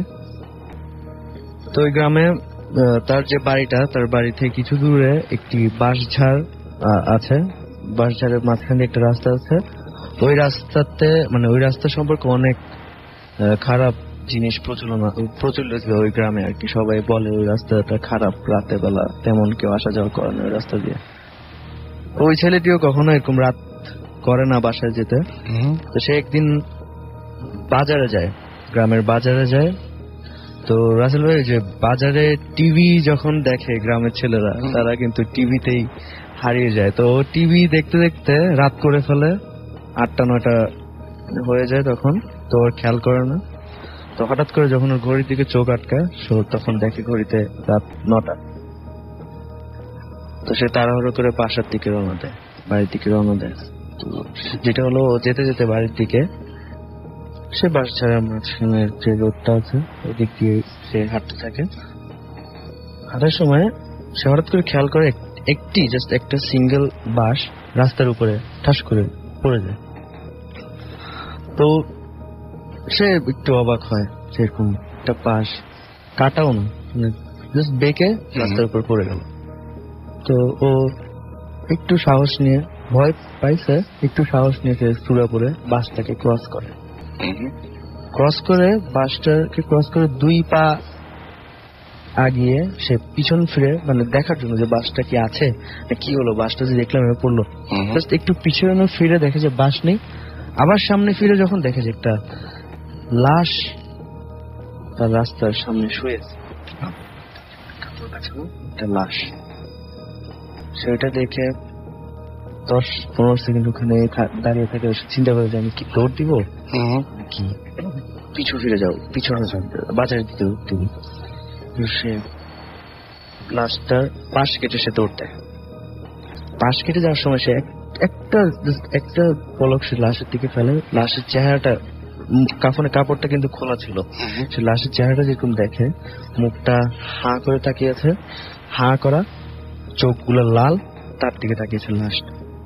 সে মাথার পাশ কাটিয়েছে দৌড় দেয়। সে খুবই ভয় পায়। সে যখন ওই বাসটার মাঝখানে লাশটাকে ক্রস করে দৌড়াতে থাকে, তখন সে পিছন থেকে অনেক রকম আওয়াজ, পাখি ডাকছে, বিভিন্ন রকম জন্তু জানোয়ার ডাকছে, যেগুলো ওই গ্রামে থাকা কোনোভাবেই পসিবল না। বিভিন্ন ভাবে বাঘের ডাক, গরু ডাকছে, মানে অনেক রকম ডাক। আবার ওর নাম ধরেও ডাকছে, মানে মানুষের কণ্ঠ, ওর নাম ধরে ডাকছে, বলে দাঁড়াও দাঁড়াও, ওর নাম ধরে ডাকছে। আশেপাশের থেকে ডাক আসছে। ওর নাম ছিল নূর আলম, যে নূর আলম তুমি দাঁড়াও, নূর আলম, এই টাইপের করে ডাক আসছে। তো ওর আর পিছিয়ে ফিরে থাকে না, ও আল্লাহর নাম নিয়ে দৌড়াতে থাকে, দৌড়াতে যখন বাড়ির কিছু সামনে আছে, তখন যেটি ও দেখে, ওটি ছিল অনেক ভয়ঙ্কর। সে দেখতে পায় যে একটা মানুষের ফিগার, বুকে তার গলা নেই, শরীর পুরো রক্তাক্ত, এবং তার বুকে 2টো বড় বড় চোখ, লাল লাল। এটা আমি এরকম ঘটনা আমি এরকম দেখেছি, এরকম আমি শুনেছি যে বুকে বা সমস্ত গায়ে, সমস্ত শরীরে রক্ত, গলা নেই, বুকে 2টো বড় বড় চোখ, লাল হয়ে আছে। সে ওটাকেও ক্রস করে কোন রকম বাড়ির সামনে গিয়ে সে ফিট হয়ে পড়ে যায়। পরের দিন মানে নক করেই সে পরে দিন সে সকালে দেখে যে তাকে বাসার মধ্যে তাকে পায় আর কি। তো তারপর থেকে ওর 3-4 দিন প্রচন্ড জ্বর ছিল, সে কাজেও আসতে পারেনি মামার বাসায়। সে পরে এসে শেয়ার করে। ওকে, থ্যাংক ইউ সো মাচ। আমাদের আরো একজন গেস্ট রয়েছেন, আমরা তার কাছে চলে যাই এবং তার ঘটনা শুনি। বলুন আপনার ঘটনা, আপনার নামটা শুনতে বলতে হবে একটু। হাই লিসেনার্স, আমি আমারুল, আসছি খিলগা থেকে। তো আমার যে স্টোরিটা সেটা হচ্ছে আপনার সুনামগঞ্জ ডিস্ট্রিক্টের ধর্মপাশা, ওখানে হয়েছে ঘটনা। এটা হচ্ছে আমার এক মামা বিজনেস করতেন। উনি বাজার থেকে রাত আনুমানিক 12টা থেকে 12:30 হবে, উনি বাড়ির দিকে আসছিলেন। আর ওনার বাড়িটা হচ্ছে নদীর পাড়ে। তো নদীর পাড়ে যেহেতু ওনার বাড়িটা, উনি নদীর পাড় দিয়ে হেঁটে হেঁটে আসছিলেন বাড়ির দিকে। তো বাজার থেকে ওনার বাড়িতে আসতে সময় আনুমানিক 15 থেকে 20 মিনিট। তারপর উনি নদীর পাড় দিয়ে হেঁটে আসছিলেন। আসার পরে মানে নদীর ওই পাড়টা হচ্ছে একটা হিন্দু পাড়া। তো হিন্দু গ্রামটার পিছনেই হচ্ছে আপনার নদী। নদীর পাড়ে এখানে আবার হচ্ছে একটা শ্মশানঘাট। শ্মশানঘাট যেহেতু ওখানকার যত হিন্দু মানুষ মারা যায় তাদেরকে মানে ওই শ্মশানঘাটেই পুরানো হয়। আর আমার মামা যে ওনার বাড়িটা শ্মশানঘাটের ঠিক অপর পাশে নদীর ওই পারে। তো উনি হেঁটে আসছিলেন, 4-5 মিনিটের রাস্তা আসার পরে উনি হঠাৎ করে খেয়াল করলেন যে শ্মশানঘাটের দিকে একটু আগুন দেখা যাচ্ছে। আচ্ছা, আগুন জ্বলছে। তো উনি দেখে ফার্স্টে একটু চমকে গেলেন যে শ্মশানঘাটে তো লাশ না পড়ালে তো আগুন জ্বলে না সাধারণত। আচ্ছা, তারপরে উনি খুব একটা দিলেন না। তারপরে আবার উনি হাঁটতেছিলেন, আর একটু সামনে যখন আসলো তখন আগুনটা আরো বড় আকারে মানে উনি দেখতে পারতেন। তখন উনি ভাবলেন যে ব্যাপারটা কি। উনি একটু দাঁড়ায় আছেন, এখানে দাঁড়ায় থেকে মানে খেয়াল করতেছেন যে বিষয়টা আসলে কি। এখানে যদি কোনো মানুষ যদি মারা যায় তাহলে আমি তো ঠিক পাশেই, আমি তো জানতাম। ঠিক আছে, তারপরে উনি ভয় কোনো কাজ করে নাই। তারপরে উনি আরো সামনে গেলেন, ওনার বাড়ির ঠিক কাছাকাছি যখন চলে গেলেন তাহলে ঠিক অপর পাশেই হচ্ছে শ্মশানঘাটটা, একদম সরাসরি। তখন উনি যেটা দেখতে পান, আগুন অনেক বড় আকারে ধারণ করতেছে, আর ওখানে 4টা লোক চারপাশে দাঁড়ায় আছে, হাতে 4 জনের হাতে 4টা বাঁশ।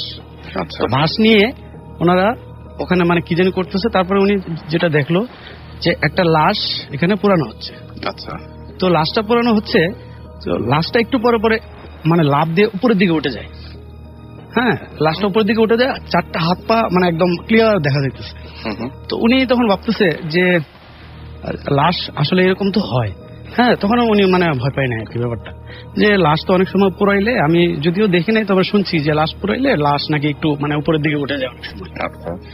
তখন উনি আবার এখানে দাঁড়ায় বারবার দেখতেছে, তখন 4টা লোকের দিকে উনি ফলো করতেছে, যে একদম ওনার বাড়ির যেহেতু সামনে শ্মশানঘাটটা, এই গ্রাম মানে সবাইকে মোটামুটি একটু চিনে, দেখে আমি কাউকে চিনতে পারি কিনা। তো উনি কাউকে চিনতে পারতেছে না, মানে চেহারা দেখার জন্য চেষ্টা করতেছে, কিন্তু কোনো মানুষের চেহারা দেখা যাচ্ছে না, হাত পা দেখা যাচ্ছে। হ্যাঁ, আর চেহারাটা দেখা যায় অন্ধকার মানে একদম, আর হাত পা গুলি মানে অনেক লম্বা লম্বা। তারপরে উনি দাঁড়ায় দাঁড়ায় বারবার একই দৃশ্য দেখতেছে, লাশটা অনেক উপরে উঠে যাচ্ছে আর বাঁশ দিয়ে লাশটাকে নিচের দিকে মানে তার নামায় দিতেছে। যাওয়ার পরে উনি দেখতে দেখতে যখন মানুষগুলি, তারপরে উনি চিন্তা করতেছে লাশ পুরাইলে তো সাধারণত আশেপাশে লোকজন থাকে, অনেক লোকজন থাকে, আত্মীয় স্বজন থাকে, যারা পুরায় তারা একদম মানে সামনে থাকে, আর পিছনে অনেক লোকজন থাকে। উনি ফলো করতেছে যে আশেপাশে কোনো লোকজন নেই, অনেক অন্ধকার, আগুন জ্বলতেছে, লাশ উপরের দিকে উঠতেছে আর বাঁশ দিয়ে তারা বারবার নিচে দিকে নামাই।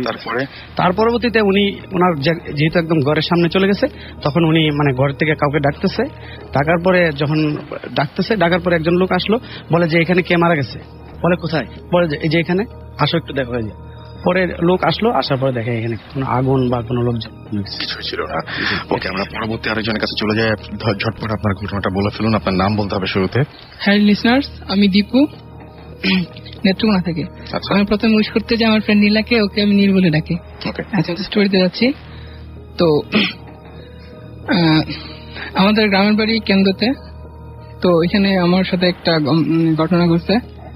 তো আমার মামা একজন নাট্যকার মানুষ, উনি খুব ভালো নাটক লিখেন এবং নিজে পরিচালনা করেন। তো উনি একটি নাটক করছেন, এটা এত ফেভারিট হয়েছে যে আমরা সরাসরি ঘটনায় যাবো।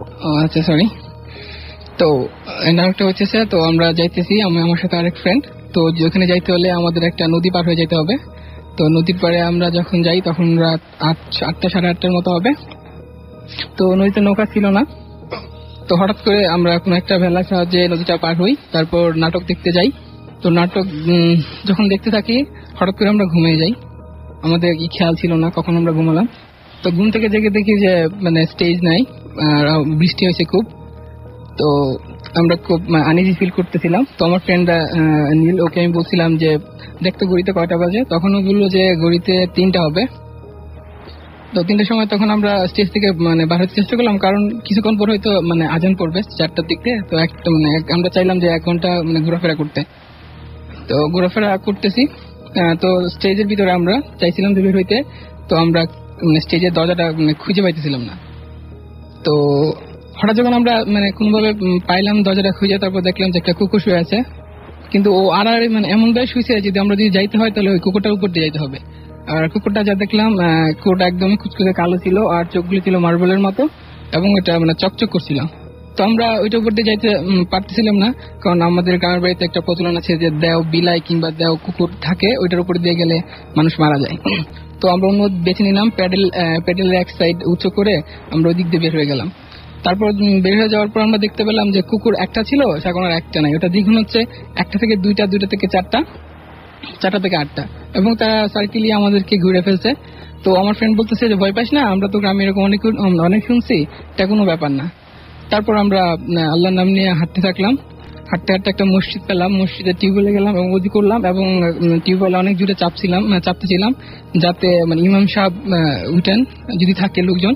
কিন্তু এত আওয়াজ হচ্ছিল কিন্তু কারো কোনো রেসপন্স পাচ্ছিলাম না। হঠাৎ করে দেখি কুকুরগুলি নেই। তারপর আমরা গ্রামটা পার হই। তারপর নদীর পাড়ে আসি, তখন বৈশাখ মাস, পানি আসতে শুরু করছে। তো জোয়ার আসছে, সেদিকে আমাদের খেয়াল নাই যে জোয়ারে পানি বাড়ছে, কারণ আমরা যখন পার হই তখন তো বেশি পানি ছিল না।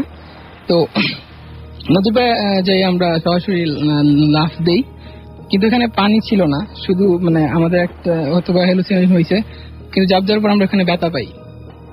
তো ওকে বললাম যে পানি তো নাই, তো আমরা তো হাইটিয়ে পার হতে পারবো নদীটা, মানে কোমর পানি পর্যন্ত হবে।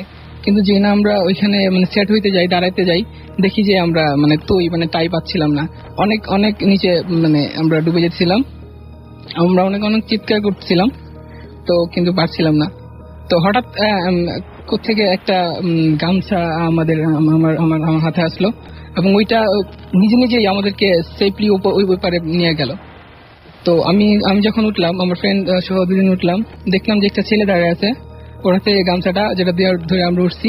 কিন্তু সবচেয়ে মজার বা ভয়ঙ্কর বিষয় হলো যে আমি যে গামছাটা ধরে উঠলাম ওইটা ভিজা ছিল না, শুধু আমি যে জায়গাটায় দৌড়ছি সেটাই ভিজা ছিল, আর ওইটা মানে ওই বৈশাখের মৃদু হাওয়ায় দুলছিল এবং হাতে লাগতেছিল, যেটা একদম ভিজা না।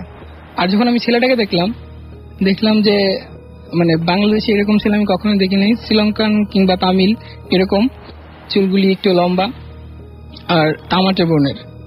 তো আমি ভয় পেলাম, আমি চাইছিলাম যে তোমার ফ্রেন্ডরা যাতে ভয় না পায়, সেজন্য আমি ওকে মানে বলি নাই, কারণ ও তো চিনে না এলাকায়, আর কখনো আসে নাই, আর আমার তো সব জানা। তারপর ও আমাকে বলতে থাকলো, মানে ওই ছেলেটা, যে এই ছেলে তুমি এখানে কি করছো, যাও বাড়ি যাও, আর এরকম করবে না। তো আমি অনেক ভয় পাইছি।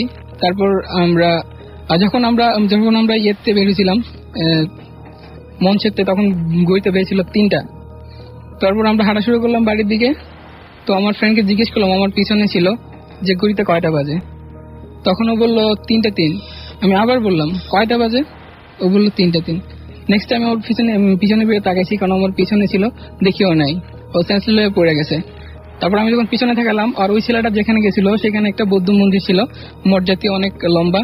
আমি দেখলাম ওই ছেলেটা ওইখানে দাঁড়িয়ে আছে, যে আমাকে সেভ করছে, অনেক অনেক অনেক লম্বা, এবং আমাকে ইশারা করতেছে, মানে চলে যেতে বলতেছে, দৌড় দিতে বলতেছে। তারপর আমি একটা দৌড় দেই এবং ওইখানে সেন্সলেস হয়ে পড়ে যাই।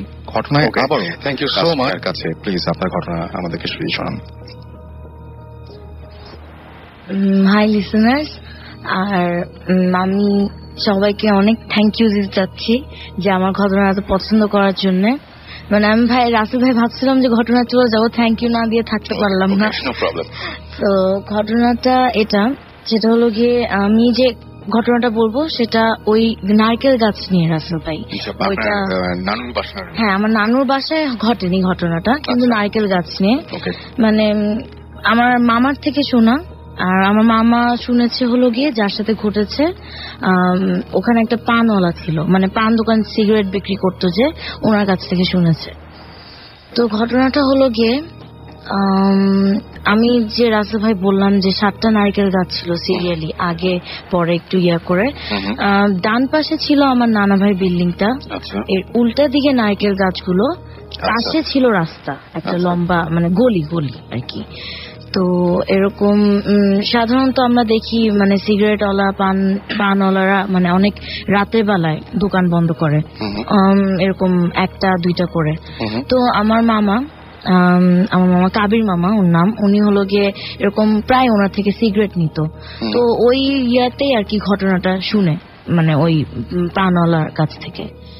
তো ঘটনাটা হলো গিয়ে অনেক আগের ঘটনা, তখন আমার মামা হলো গিয়ে একদম ইয়াং আর কি, ইয়াং ছেলে। সো এরকম পানওয়ালা রাতের বেলায় দোকান বন্ধ করে, রাতে তখন বাজে 2টা কি 2:30টার মতো বেজে গেছে ওই দিন। তো দোকান বন্ধ করে ওই গলি দিয়ে যেতে হবে বাসায়, ওর বাসায় যেতে হলে ওই গলি দিয়ে যেতে হবে। তো ও ওই রাস্তাটা শুরু করলো হাঁটা। তো সবসময় মতো উনি সবসময় এরকম এত দেরি করে দোকান বন্ধ করে না, কিন্তু ওই দিন একটু দেরি হয়ে গিয়েছিল কোনো কাজের জন্য। ওনার একটু হালকা পাতলা মানে ভয় লাগছিল। রাস্তা পুরাই ফাঁকা, কোনো আওয়াজ নেই, সবাই ঘুম, পুরা গলিটা একদম চিপা গলি। হাঁটতে 7টা নারকেল গাছ সিরিয়ালি, 7 নম্বর গাছটা শেষের দিকে এরকম যাচ্ছে। আমরা তো সবাই সোজা তাকিয়ে হাঁটি। তো সোজা তাকিয়ে হাঁটি, তো এরকম তাকিয়ে যাচ্ছে, দেখে যে তার চোখ বরাবর এরকম নিচের থেকে সাধারণ আকৃতির থেকে বেশ বড় আকৃতির একটা গরুর রান ঝুলছে। তো গরুর রানটা দেখে এখন বলে যে ব্যাপার কি, এত রাত্রেবেলায় নারকেল গাছের সাথে লাগানো একটা গরুর রান। তো ও তাকালো, গরুর রানটা কোথা থেকে কে ঝুলায় রাখছে। ওখানে তো অনেক কষের দোকান না, পুরান ঢাকা, তো সবাই যারা থাকে ওরা তো বুঝবেই। তো মনে করছে আচ্ছা ঠিক আছে দেখি। সে তাকালো, তাকিয়ে দেখে গরুর রানটা নারকেল গাছের উপর থেকে ঝুলছে। আর রাসেল ভাই নারকেল গাছ কিন্তু অনেক বড় হয়, সে তাকিয়ে দেখে যে এত বড় একটা গরুর রান এই রাতের বেলায়। তো মানে বয়স্ক লোক স্বাভাবিকভাবে তাদের সাহস থাকে, ভয় থাকলেও সাহস খাটায় তারা। সে তাকিয়ে যখন উপরে তাকালো, সাথে সাথে দেখে গরুর রানটা যে ঝুলছে এর পাশে একটা মানে লাল শাড়ি পরা, মানে লাইট, মানে খুব ব্রাইট লাগছে লাল শাড়িটা যে পরে আছে, মানে প্যাঁচানো, মুখ দেখা যাচ্ছে না, ঘুমটা দিয়ে ঢাকা, এরকম বউয়ের মতো করে বসে আছে, হাত পা গুটিয়ে এভাবে একদম নারকেল গাছের উপরে বসে আছে, লাল শাড়ি পরা, এরকম বোঝার চেষ্টা করতেছে যে ব্যাপার কি, রান ঝুলানো এর একদম উপরে পাশে আবার লাল শাড়ি পরা এরকম বসে আছে। তো ও তাকে দেখতে একদম কয়েক সেকেন্ডের মধ্যে এগুলো হচ্ছে রাসেল ভাই। দেখে যে হাতটা গুটিয়ে বসে আছে, তখন কিন্তু হাতটা দেখে নেই। তারপর দেখলো যে শাড়ির ভিতর থেকে, মানে এরকম করে গুটিয়ে বসে শাড়ির ভিতর থেকে একটা হাত বের হলো, চিকন হাড্ডি ওলা হাত, মানে কঙ্কালের হাতগুলো যেরকম চিকন হয় ঠিক ওরকম হাত, কিন্তু কঙ্কালের হাড্ডি না, চামড়া আছে একদম চিকন, কিন্তু ছিলা ছিলা, মানে মানে ছিলে গেছে একটু, কেমন যেন গোস্ত বের হয়ে গেলে যেরকমটা হয় এরকম বের হলো। বের হয়ে হাতটা এবার নিচের দিকে, মানে গরুর মানে মাংসটা যেখানে, রানটা যেখানে, ওই নিচের দিকে ভাবে হাতটা আগালো। আগিয়ে মানে এক হাত আগিয়েছে নিচে, আর আরেক হাত গিয়ে গরুর রানের পাটা যেখানে, ওই যে ঝুলছে যেখান থেকে রাসেল ভাই, ওখানে ধরে, আর ডান মানে আরেক হাত এভাবে নিচে নেমে নখগুলা বিরাট বিরাট এরকম গরুর রানের মাংসগুলা কাটছে, নখ দিয়ে কাটছে। এটা হচ্ছে ওই একই এলাকার ঘটনা, ওই গলিতে নখ দিয়ে এভাবে কাটছে, মানে আঁচড়িয়ে এভাবে মাংসটাকে ছিঁড়ছে। ও দেখে, ওকে কিন্তু পানওয়ালাটাকে কিছু করেনি, ও কিন্তু এগুলো দেখে সাথে সাথে ওখানে মানে সেন্সলেস হয়ে পড়ে গিয়েছে। ও পরে যখন ওর ঘুম ভাঙলো, ওর বাসায় নিজেকে পেয়েছে, পরে বাসায় যখন জিজ্ঞেস করলো, ও তো তাকে তখন ওই ফজরের টাইমে সবাই নামাজ পড়তে বের হয়, এলাকার ওরা সবাই চিনে যে এটা তো ওই পানওয়ালা, সবাই নিয়ে বাসায় পৌঁছে দেয়। তো আমার মামা এরকম পানওয়ালার দোকানে যায়, তো গিয়ে যেটা আমি বলবো যে পানওয়ালা মানে এত ভয় পেয়েছে, ওদের দোকান ছেড়ে দিচ্ছে, আর দোকান করবে না রাতে। তো আমার মামা বলে কি হয়েছে মামা, মানে ব্যাপার কি? পরে আমার মামাকে বললো যে মামা এই আর কি ঘটনা আমার সাথে। তো এবার আর সাহস করতে পারেনি রাসেল ভাই। ওকে, আমরা ওনার একটা ঘটনা শুনবো, ছোট্ট করে নাম বলে একটা ছোট্ট ঘটনা শুনে ফেলি আমরা। কোন ঘটনা কি আছে এই মুহূর্তে? তাহলে ছোট্ট করে একটা ঘটনা শুনি আমরা। হ্যালো লিসেনার্স, আমি ফাহাদ। রাসেল ভাই থ্যাংক ইউ। ঘটনা জার্নি যেটা হচ্ছে এই লাস্ট একদম মূল জায়গাটা শুনি, যেহেতু হাতে একদম সময় কম, আর 2-3 মিনিট আছে। লাস্ট শীতের ঘটনা, আমরা সাতকানিয়া যাচ্ছিলাম ফ্রেন্ডরা মিলে রাতের বেলা, পরের দিন প্রোগ্রাম ছিল।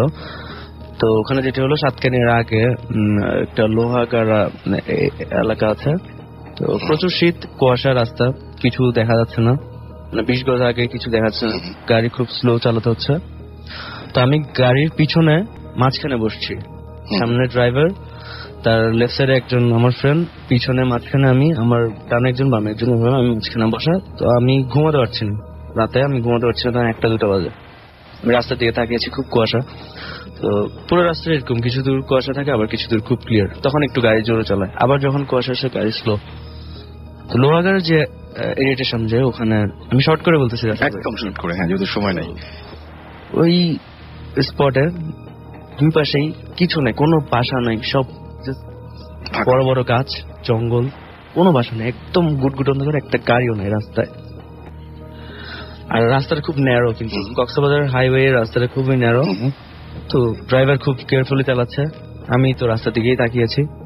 হঠাৎ করে দেখলাম যেটা, রাস্তার মাঝখানে যে ডিভাইডার গুলো থাকে, যে সাদা মার্ক করা যেগুলো থাকে, ঠিক ওই বরাবর 8 থেকে 8.5 ফিট উঁচু একটা লম্বা মানুষ, পুরা গায়ে সাদা চাদর পেঁচানো, হজের সময় যেরকম এরম পরে ওই টাইপের, হ্যাঁ, মাথাও দেখা যাচ্ছে না, বুঝতেছি একটু শেপ বোঝা যাচ্ছে, লম্বা চিকন একটা মানুষ রাস্তার মাঝখান দিয়ে ভেসে যাচ্ছে। আমরা যে আপনি যখন বলছিলেন তখন বলছিলেন যে বাঁশের সাথে কাপড় পেঁচে যেরকম, আর মানে চড়াটা কিরকম আমি বলি, দুটো বাঁশ যদি একসাথে করে ওইটাকে কাপড় দিয়ে পেঁচানো হয়, যেরকম চিকন হয় ওইরকম চিকন, মোটা ছোট না, চিকন কিন্তু খুবই লম্বা। কিন্তু মানুষ যে বোঝা যাচ্ছে, মাথা শেপ বোঝা যাচ্ছে, মাথা একটা শোল্ডার সব বোঝা যাচ্ছে। আর একটা মানুষ রাস্তাতে হাঁটলে একটু তো মুভ হবে, হাতগুলো তো মুভ হবে, এটা কিছু না, জাস্ট ফ্লোট করছে রাস্তার উপর দিয়ে। আর রাস্তার থেকে 6-7 ইঞ্চি উপরে, কোনো পা দেখতে পাচ্ছি না, জাস্ট চাদরগুলো ঝুলছে রাস্তায়, চাদরের কোনা রাস্তায় বাড়ি যাচ্ছে। ড্রাইভার এটা দেখে এমন ভাবে মাঝখান দিয়ে যাচ্ছে, ড্রাইভার বেশি ডানে গেলে আমরা বিপদ। হিট করতেছি গাছে, বেশি বামে গেলেও আমরা খালে পড়তেছি, এরকম অবস্থা। ড্রাইভার অনেকক্ষণ দেখলাম যে হর্ন দিচ্ছে, প্রায় ওটার কাছাকাছি আসা পর্যন্ত হর্ন দিচ্ছে, ওটা সরে না কিছু না, ওইটা ওর মতো যেতেছে, কোনো মুভ নেই, কোনো কিছু নেই, ওইভাবে ভেসে যাচ্ছে। ড্রাইভার খুব ব্রিক্স নিয়ে ডান পাশ দিয়ে ওটার গা ঘেঁষে কোন রকম আমরা ক্রস করি ওটাকে। আমি কিছু বলতে, আমি গাড়ির সিট দুই হাতে দুই সিট চেপে মাঝখানে চুপ করে আমি পিছনে তাকাই না, আমি সিটটা ধরে বসে থাকি। ওটা ক্রস করে যাওয়ার কিছুক্ষণ পরে 1 মিনিটও যায়নি গাড়ি স্টার্ট অফ। ওকে, চলন্ত গাড়ি তাপ করে বন্ধ হয়েছে, জাস্ট লাইক দ্যাট। তো রাসেল ভাই, চলন্ত গাড়ি হঠাৎ করে যদি স্টার্ট বন্ধ হয়ে যায়, ব্রেক কিন্তু কাজ করে না। ওইটাই হচ্ছিল, ব্রেক কাজ করতেছে না, সামনে একটা বাঁক আছে ডান দিকে, গাড়ির স্পিড তখন 60 আপ এরকম কিছু। তো আল্লাহ করতে থাকি, ড্রাইভার কোন রকম কন্ট্রোল করে, স্টিয়ারিং অনেক হার্ড হয়ে গেছে, ডানে মুভ করতেছে না, বামে মুভ করতেছে না, স্টার্ট অফ কোন রকম হ্যান্ড ব্রেক টেনে কিভাবে করছে ড্রাইভার আয়রন, গাড়িটা থামানোর পরে লাইট অফ করেই সে স্টার্ট নেয় আবার। তো লাইটটা অফ করে তখন আমরা সবচেয়ে বেশি ভয় পাইছি, যে মানে লাইটটা অফ করার পর জায়গাটা এমন গুটগুটে অন্ধকার, আমি নিজেকেও নিজে দেখতে পারতেছি না গাড়ির ভিতরে, এমন অন্ধকার। আমি চিন্তা করতেছিলাম পিছন থেকে কেউ জিনিসটা আসবে, ওটার থেকে বেশি ভয় পাইতেছিলাম এখন যদি এই কুয়াশার মধ্যে কোনো গাড়ি আসে, শেষ। লাইট জ্বালানো গাড়ি আসছে, ওটাই তো দেখতে পারতেছি না, সেই জায়গায় আমাদের গাড়ির লাইট পুরো অফ, পিছনে কোনো গাড়ি আমাদেরকে দেখবে না, মেরে দিবে, কোনো গাড়ি দেখতে পারবে না আমাদের গাড়ি। তো ড্রাইভার বলে আপনারা আল্লাহ করেন, চিল্লি করুন, মোটা ছিল না, আল্লাহকে ডাকেন, সুরে পড়েন, আমি দেখি চেষ্টা করে কি হয়। তো ড্রাইভার 5-6 বার সেল নেয়, স্টার্ট দিতে চেষ্টা করে, হয় না। 6th টাইমে আল্লাহর রহমতে স্টার্টটা নেয়, লাইটটা জ্বালিয়েই